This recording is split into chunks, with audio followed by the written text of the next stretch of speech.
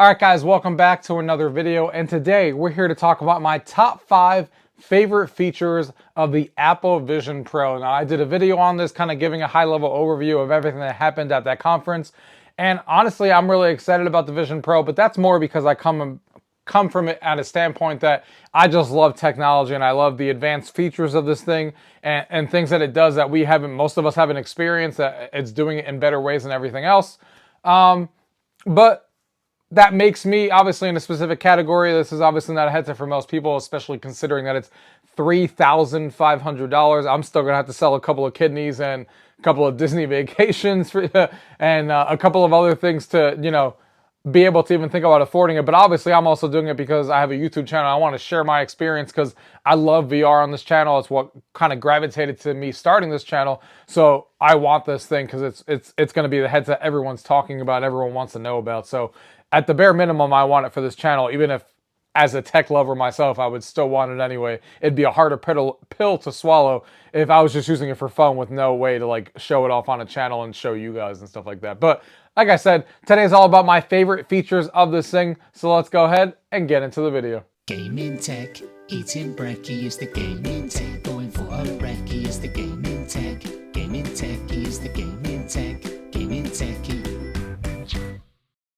All right, guys, so we're going to start off at number 5 as my favorite feature that I've seen a lot of people talk about on this that makes me really excited, and that is the new immersive videos that everyone's been talking about. So these are being filmed as 180 3D videos. So if you guys don't know, there's been a lot of talk about it because if you guys remember, Apple bought NextVR a few years ago, and we've all been wondering what they've been doing because they obviously created, before 180 videos, 360 videos, and all that stuff. And now Apple is using these specific cameras that they're not giving too many details about, that are 8K cameras that they're using, and I'm sure NextVR is obviously in partnership with them since they bought them out, doing this stuff. And a lot of people who have seen the immersive videos, a lot of people who got to see the demos saw like a 1 minute highlight reel of like 180 3D videos of like a sports event and in soccer, and seeing different angles of the video, and seeing family vacations and stuff like that, and just other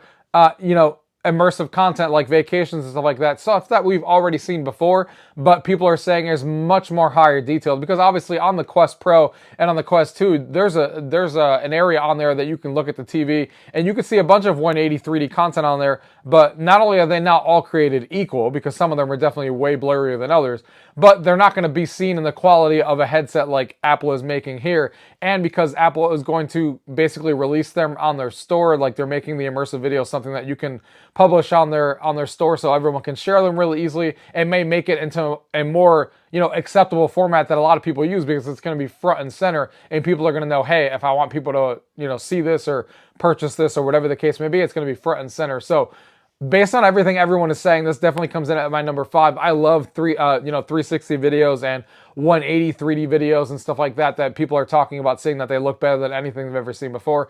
I definitely think I'd much rather, especially in a VR headset, see 180 3D videos because it's much more immersive than anything we have seen before. So that comes in as my number 5. The next thing coming in here at my number 4 is my mixed reality apps and games. So obviously, this headset is mixed reality first, and what I'm excited about is to seeing the experiences that developers are going to be creating over the next 8 to 9 months, how long it takes to get this headset out in 2024 and early 2024, because there's already some cool apps that Apple developed that people are talking about, like that dinosaur app that we've all seen in a lot of VR games and stuff like that, but done in pass-through, where the wall basically takes over and it looks like you're seeing, the dinosaurs and stuff like that coming out of your wall.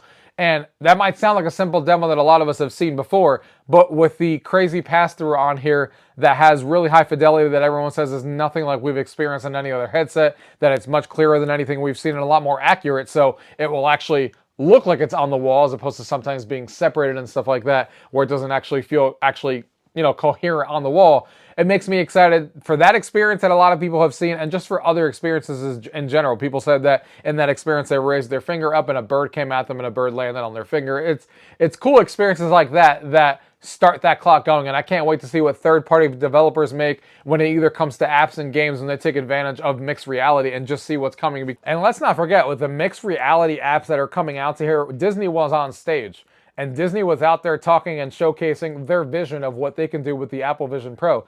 And I know, and for me, that was probably one of the best demos of the keynote as far as what they were showing they could do, because obviously I'm a huge Disney fan. If you guys don't know, I do travel stuff for Disney and Universal and all that stuff. So if you guys want to book your next vacation with me, definitely reach out to me. It's 100% free and you're supporting me. But Disney makes me excited because I love Disney content. I love Star Wars, I like Marvel and stuff. And what they showed in that trailer was, for example, why would I not want to watch The Mandalorian in a gigantic themed Mandalorian spaceship while I'm watching the TV show? That sounds awesome. Why wouldn't I want to do that? And if they do that with their other shows and stuff, that'd be awesome to be in an immersive environment while you're watching the actual show. Fantastic. And then they showed other experiences they could do with Disney as well, like some of the games that they were doing with mixed reality that's in this short video. There was a lot of cool stuff that they showed that makes me excited, and Disney was obviously on board, and that makes me excited because as a Disney fan, the fact that they're already on board, I can't wait to see what they have there on day one. And I hope that, you know, what they showed was not just something that they're thinking about, but something that they're actually doing, because some of it, in my opinion, was really cool as far as uses for mixed reality that I think even Facebook has not taken advantage of. We have a lot of TV apps on and a lot of videos on the App Store for Meta, but they're not really going out there and you know, making these immersive environments. Like I said, I think that's the coolest part. If I want to watch TV and I want to invite 5 of my friends over, I don't want to always just be staring at a TV screen.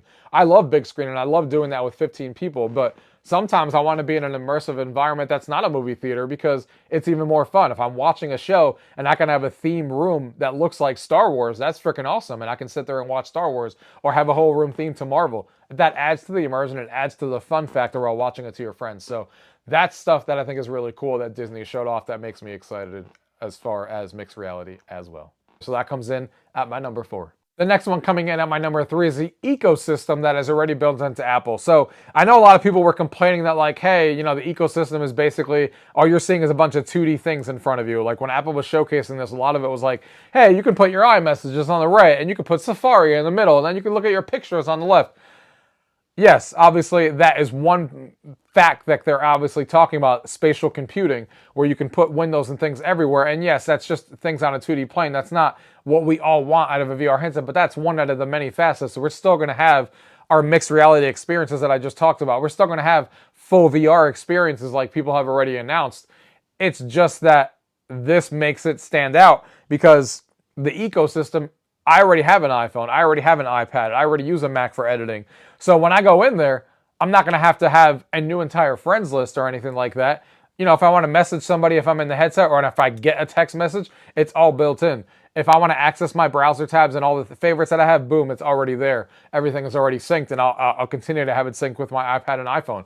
FaceTime, I'll be able to FaceTime people or I'm on the phone, or I can take over the call on this headset. You know, whatever the case may be, all the apps that you had before. So yes, they're going to be the same apps that you're used to on the iPhone, with obviously the 3D element of being able to have many of them and put in whatever space you want, which is already cool. But the ecosystem is definitely going to help Apple kickstart, because obviously this isn't the main reason I would want the headset. Obviously I want mixed reality stuff. I want apps developed for this thing to take advantage of the VR mode, or the fully immersive mode like they call it. But it's awesome to be able to also use these 2D apps that I have on my phone when I get a message, when I get a FaceTime call, when I want to look up something in Safari. Everything is already something I'm used to. Everything is already synced with everything I use. And that's obviously a big advantage that Apple has. And for me, that's really exciting to, you know, put that on, and and a lot of my apps that I'm already going to be used to are already sitting there. So that comes in at my number 3. The next one coming in at my number 2 is probably not a surprise to most of you guys who watch me on this channel, and that is the movie watching experience, specifically the 3D stuff. So there's a couple of things that this thing does in 3D. So the first thing is the 3D movie experience. So everyone who's watched the demo of Avatar, that they all got a short clip of it, of Way of the Water, saying their minds are blown. That it's like nothing they've experienced before. It's the best 3D experience they had in any VR head, or even in movie theaters and stuff like that people are talking about. And a lot of people are blown away on how good it is, the quality and everything. So I can't wait to watch Avatar Way of the Water. I watched it in 3D in the theaters. You know, I have a 3D TV right behind me, the LG E6, one of the best 3D TV you can buy. But the fact that this is going to be something on my face that is going to be even better in 3D, and you know, it's going to be amazing to be able to watch 3D content on here.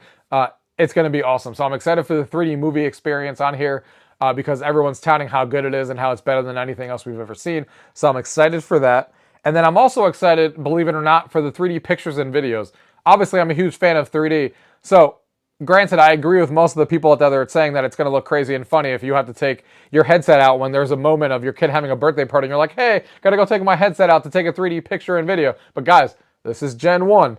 That's what they're touting now, so you can get used to the technology and use it. And I'm still going to use it. Granted, I'm a crazy person, but I'll still use it, to take videos of my family and friends and stuff like that, just to experience it and see what the videos are like and stuff. But obviously, I'm sure what Apple wants is for that technology to take the 3D pictures and videos to be on your iPhone in the next year or two, and then those you can watch on your Vision Pro. You don't have to take out the Vision Pro to take those pictures and videos. You use your iPhone, and then you just watch them in there. And that's obviously what the goal is. So I'm sure people know that, but a lot of people are just fascinated by the fact that Apple wants you to take this headset out. It's like, no, that's what they're telling you that it's going to be able to do now, because that's the technology of what it is now. But it's definitely something that they're going to want to put into the iPhone. And people who have seen these 3D memories and 3D pictures and stuff says that it's really cool. It comes up as like a square box, and it looks like you're looking into an actual mirror.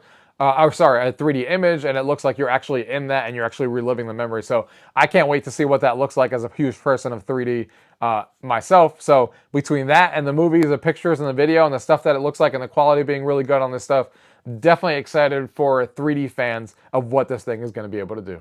And the last one coming in at number 1 is probably not a surprise to anyone because I've already mentioned it in some ways and on other things in this video, and that is the screen resolution and clarity. Like I said, this is the highest screen resolution of anything. It's higher than 4K per eye that you have on your head. So it's going to be better than your TV, from what everyone is saying and what Apple is saying, than what we have at home. Think about that for a minute. That is insane. It's going to be better than a high-end 4K TV that you have at home. It has more than 4K pixels per eye. It's going to have the built-in surround sound, the built-in spatial audio and stuff like that. The clarity of the screen with them using the lenses, everyone's saying, is nothing like we've seen before. So that's going to make everything better, whether it's, gaming, virtual experiences, mixed reality. Everything is going to be better because of these displays, watching these movies, and that makes me excited. And I know a lot of people have talked about, I'll mention it here real quickly, that a lot of people were nervous that this thing was going to be not going to be able to do fully immersive VR games because we didn't see any. And there's no controllers. And I'm still worried about that. And stay tuned for my other video that's talking about the things I'm most worried about on the Vision Pro, in contrast to this video that you'll be seeing up at the same time now. But besides that, is that a lot of people are talking about the Vision Pro and that there's no controllers on this thing. But Rec Room has already announced that they're porting over their game and bringing it over. Golf Plus has shown interest that they want to port their game over.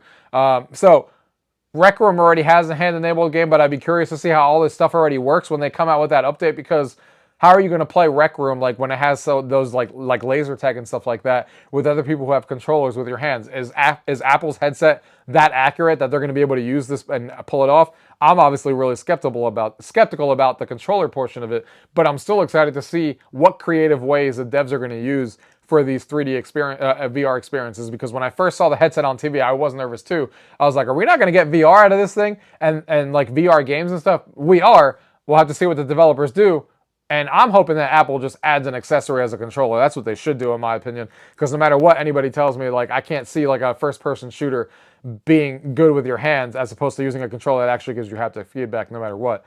But we'll see how that unfolds. But I'm still excited at the prospect of us having full VR games on here and having the screen quality that this thing offers is going to be fantastic. So, guys, that is my top 5 reasons of why I'm excited for the Apple Vision Pro. Let me know what you guys are excited about and if you guys agree with anything. Like I said, I have another video up of the things I'm most worried about if you want to see the contrast points of this video. And if you guys have any questions about anything you guys have seen, as always, leave it down below. If not, thank you guys for watching. Till next time.